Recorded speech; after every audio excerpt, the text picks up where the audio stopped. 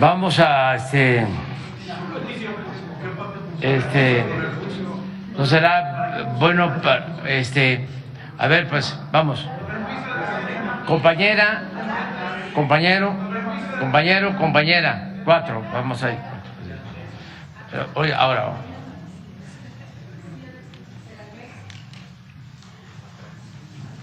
Buenos días, presidente. Buenos días a todas y a todos. Nancy Flores, de la revista Contralínea. Presidente, pues estamos aquí en este lugar tan emblemático por lo que significó para Genaro García Luna. No solo se trata de la tecnología, sino de los datos, de la información tan sensible a la que tuvo acceso, información que pues no tenían otras agencias. Se habla incluso de que este búnker tenía conexión con algunas otras agencias de otros países, ¿no? También con la Interpol e incluso con Estados Unidos. Esta información pues al final acabó siendo parte de esta alianza de Genaro García Luna con el cártel de Sinaloa. Ya se sabe, porque las autoridades de Estados Unidos así lo han documentado, que Genaro García Luna fue socio del cártel de Sinaloa y bueno, ya la secretaria Rosa Isela mencionaba estos 5 cargos. Presidente, preguntarle si en su gabinete ya hicieron algún análisis de cómo penetró el cártel de Sinaloa, qué tanta información tuvo, cuánto se dañó la seguridad nacional de nuestro país por esta alianza criminal que se sostuvo en el gobierno calderonista y que por supuesto no hay que olvidar, Genaro García Luna era la mano derecha de Felipe Calderón. Bueno, yo creo que sí hay elementos para sostener de que imperó durante el gobierno de Calderón un narcoestado.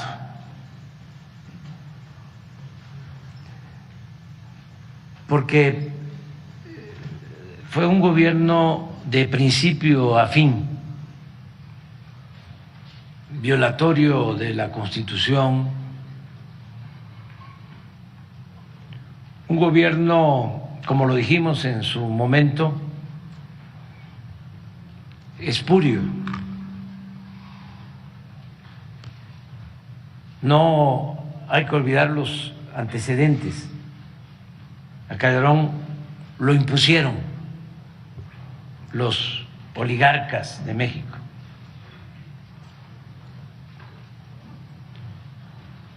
Él no ganó la elección. Hubo un fraude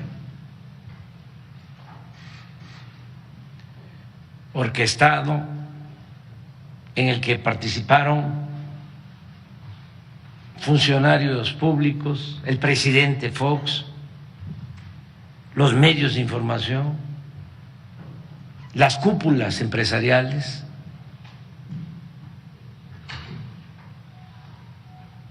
Fue una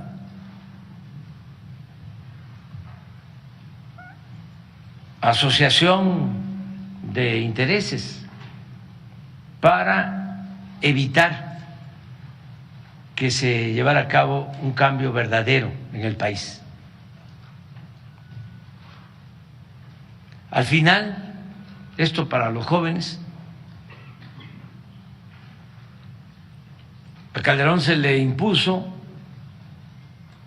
con una supuesta ventaja del 0.5%. Pero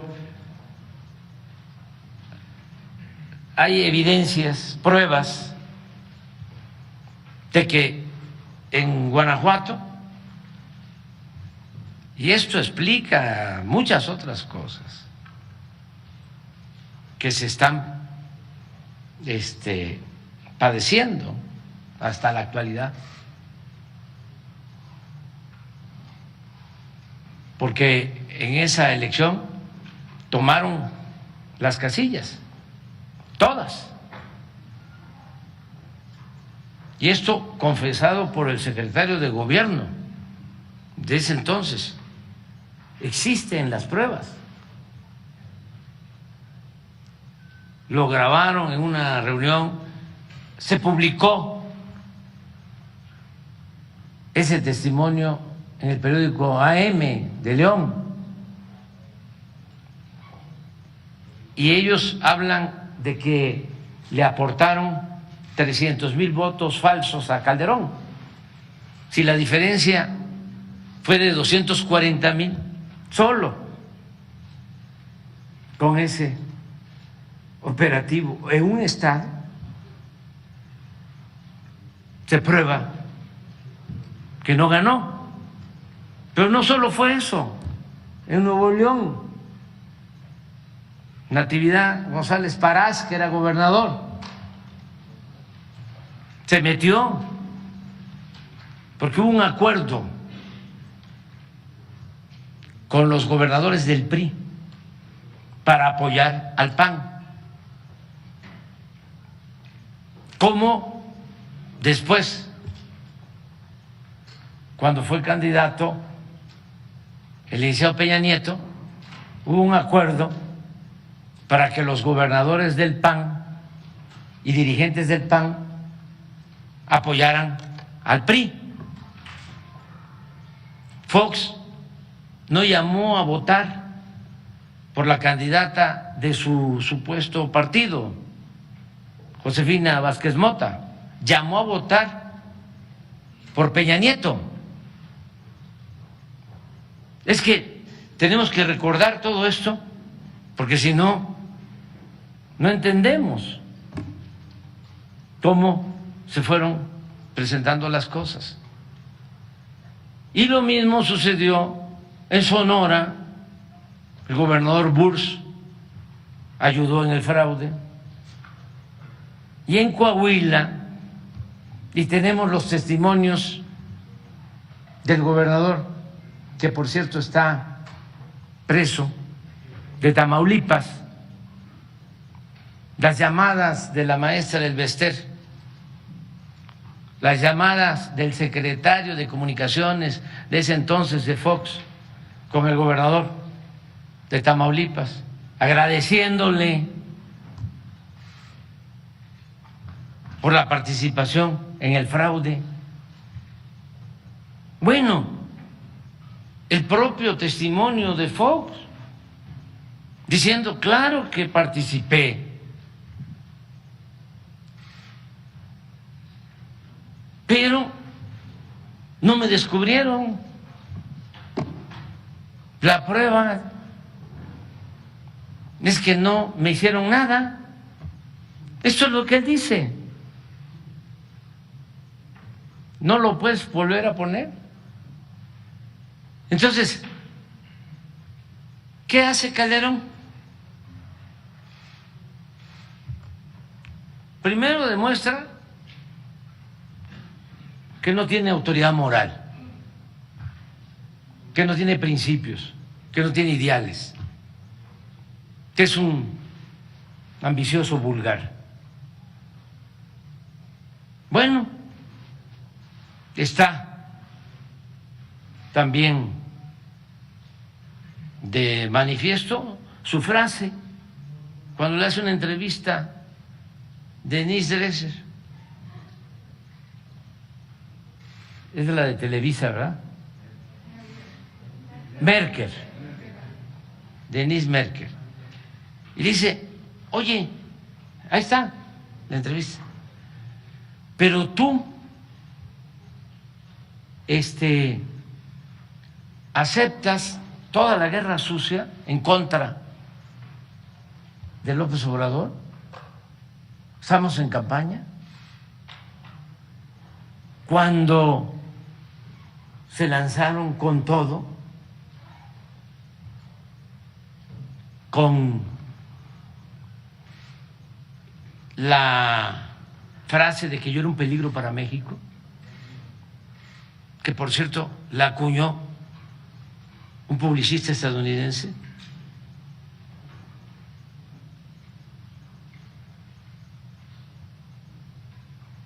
y el que era embajador de Estados Unidos después, Sarucán, participó. Bueno, el conteo de votos estuvo a cargo de una empresa del cuñado de Calderón y de Brando, que una vez que hacen el fraude, es que le vende la empresa a Carlos Slim.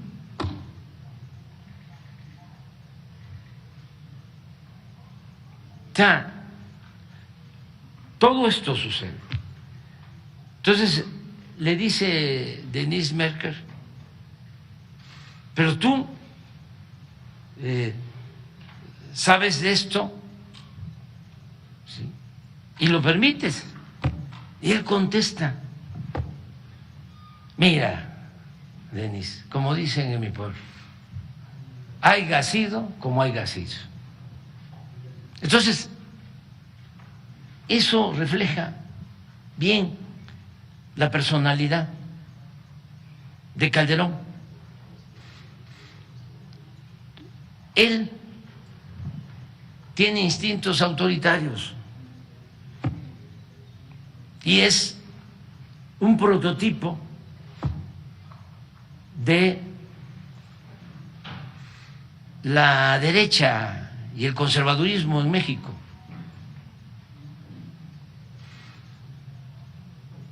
Entonces, él es un partidario del uso de la fuerza. Está convencido.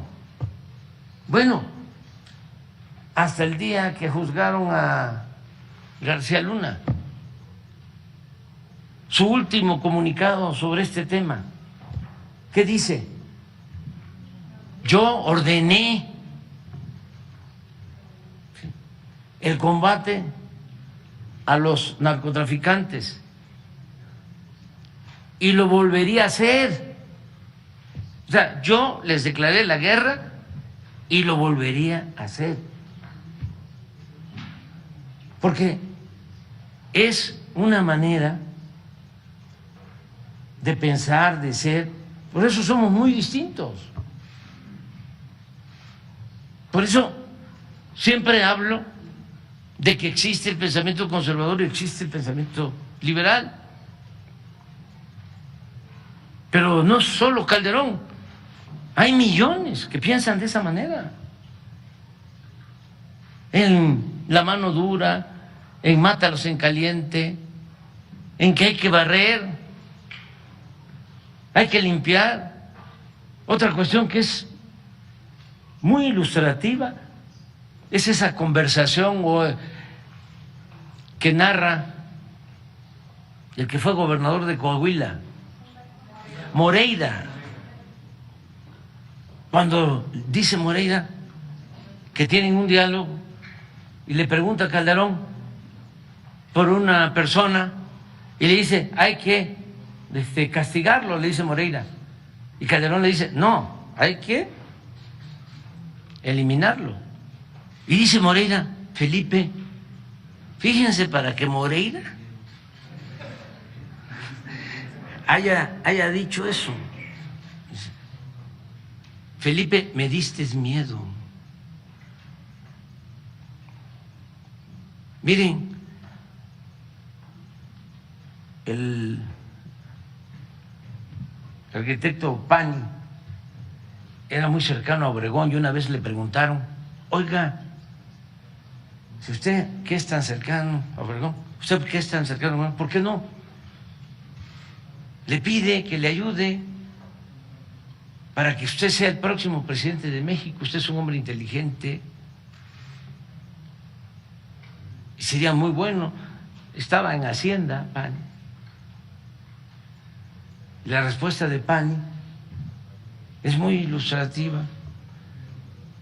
Es que yo no estaría dispuesto a mandar a matar a nadie, porque en aquel tiempo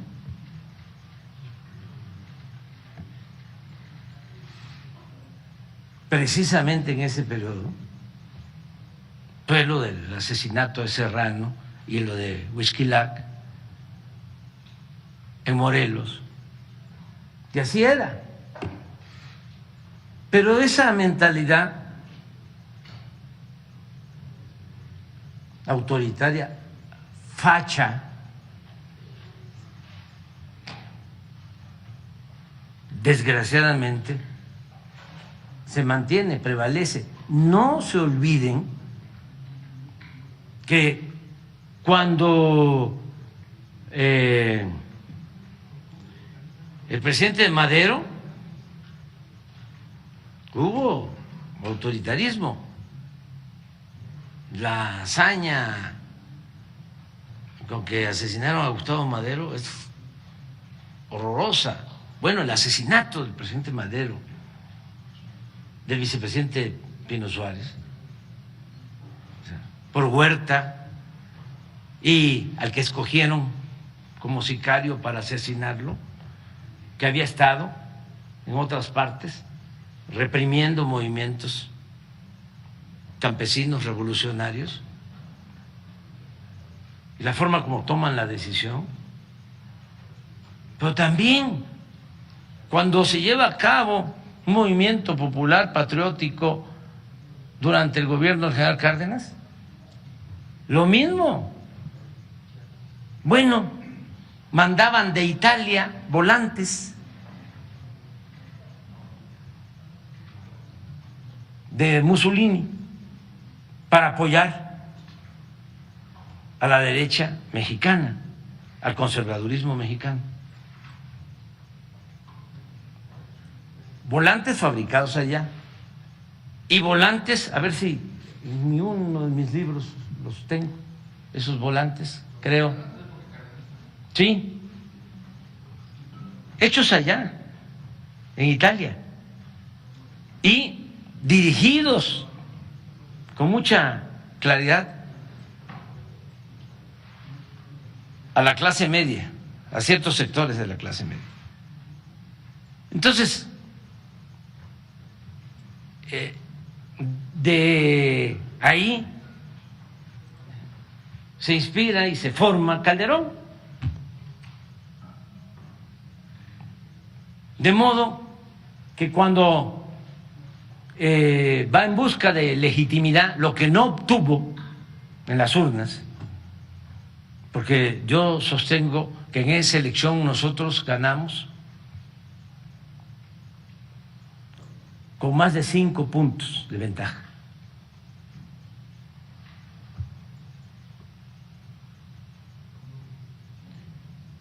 Entonces, él sabe perfectamente que no ganó.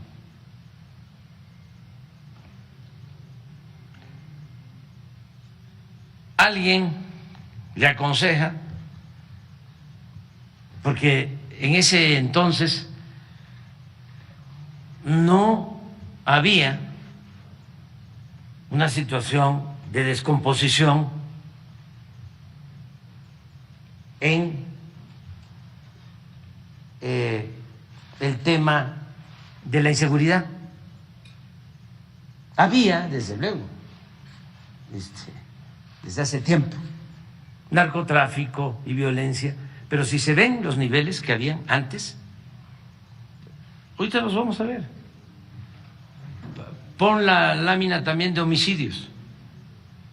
No era para una reacción así, entrando al gobierno sin un diagnóstico, sino con fines espectaculares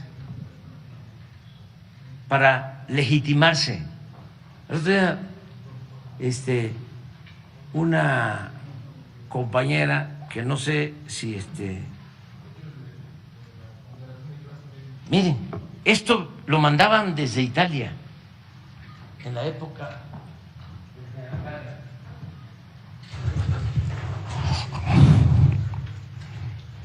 Estos volantes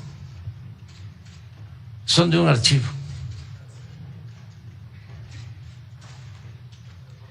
Obrerismo sí, justicia social sí, bienestar económico sí, organización sindical sí, comunismo no. Mira, esto es un error de Italia.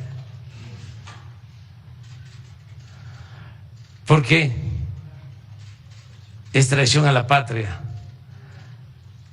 tiranía soviética, esclavitud ignominiosa, odio y destrucción. Miren cómo se llamaba la Confederación. Confederación de la Clase Media. Y hay otros, ¿no? A ver. También hecho en Italia.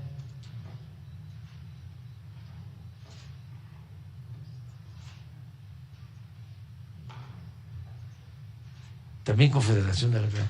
Bueno, a ver.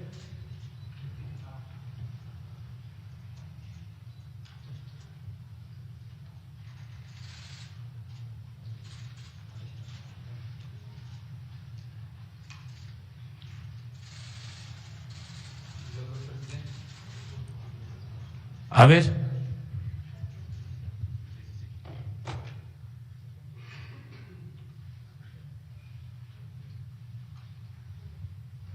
Miren.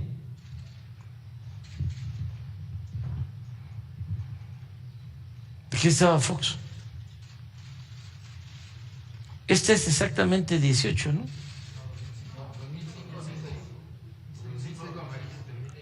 Aquí.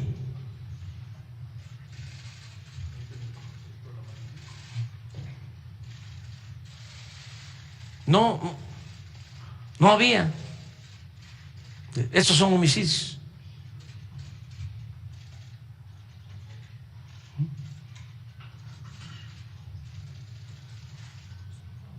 Y declara la guerra aquí. Y miren.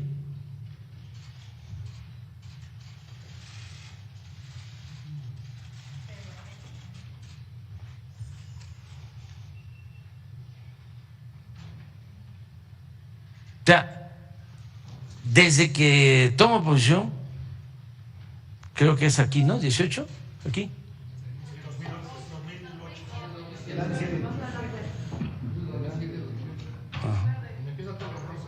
Ajá, aquí. Aquí es donde sale ya vestido de militar, que va a Chilpancingo. A Patzingán. Llega a Uruapan en avión. Y dice el gobernador de ese entonces que no lo veía porque venían todos vestidos de verde y el general secretario de ese entonces pues es corpulento. Y venía también Vallejo, que ahora es el ingeniero nuestro, que también es corpulento, que era auxiliar del general secretario en ese entonces. Entonces estaba a punto de decirle el gobernador al general secretario y el presidente cuando se aparece.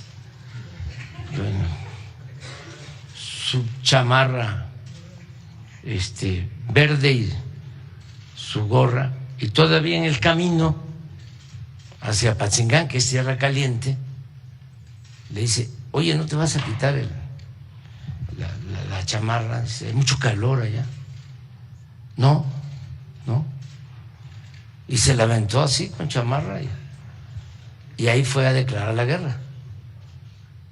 Aquí, a pegarle un garrotazo a lo tonto.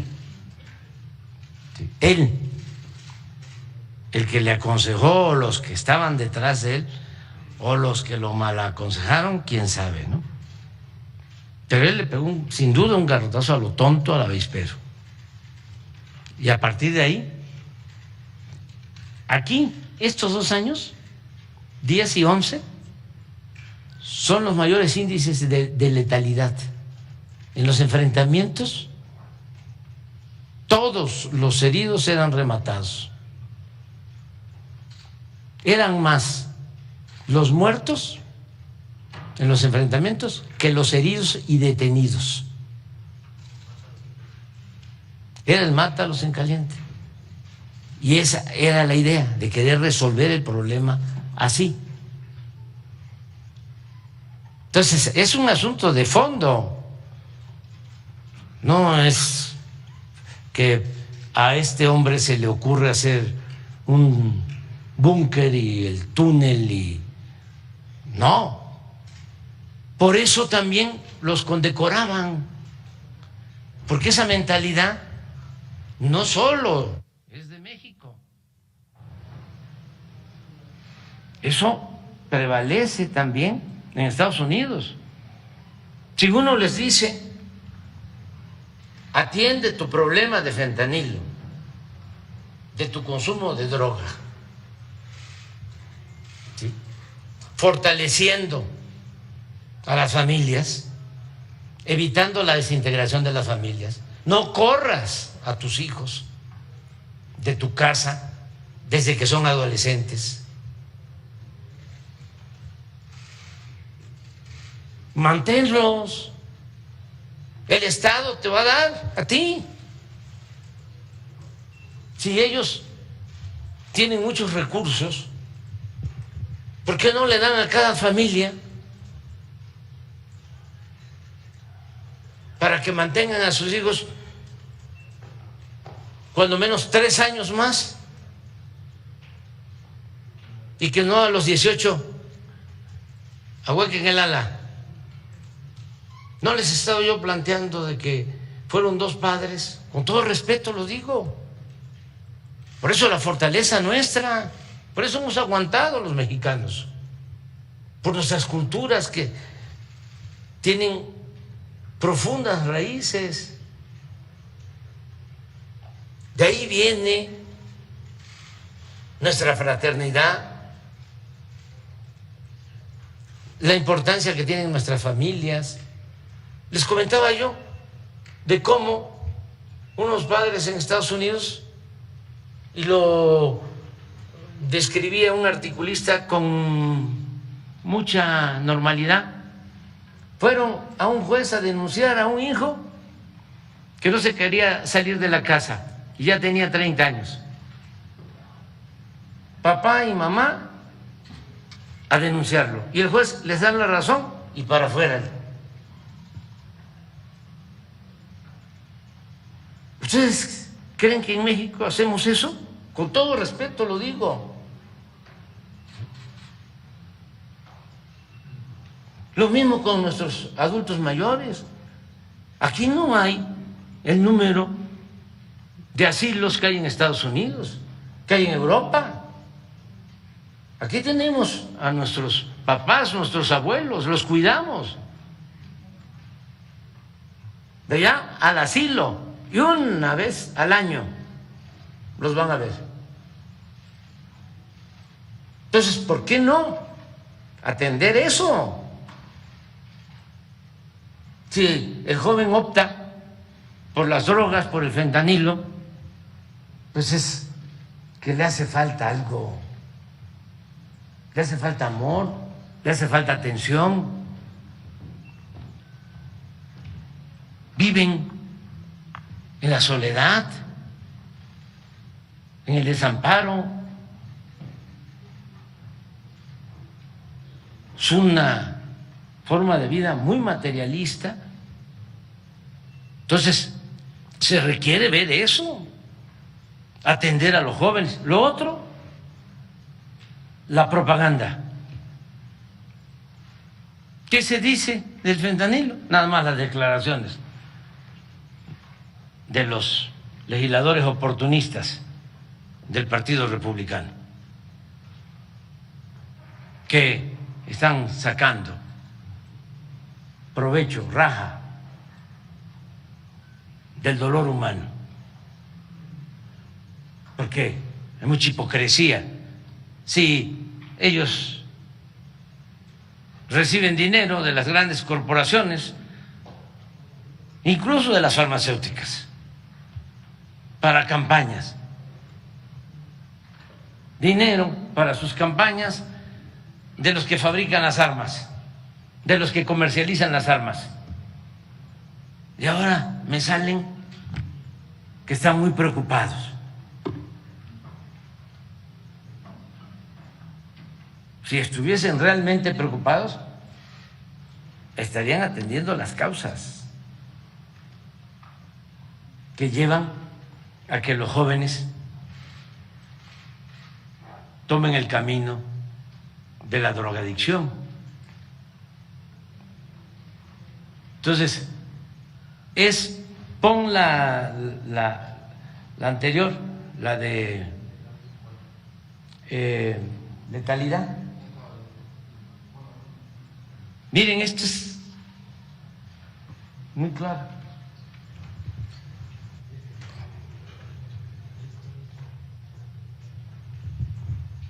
Aquí está. Un año después de que construyeron esto. Miren los muertos. En el 11. 1.412 en enfrentamientos. Heridos y detenidos.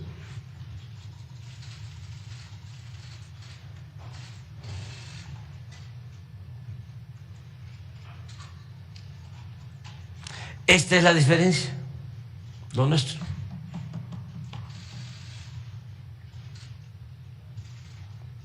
Heridos y detenidos.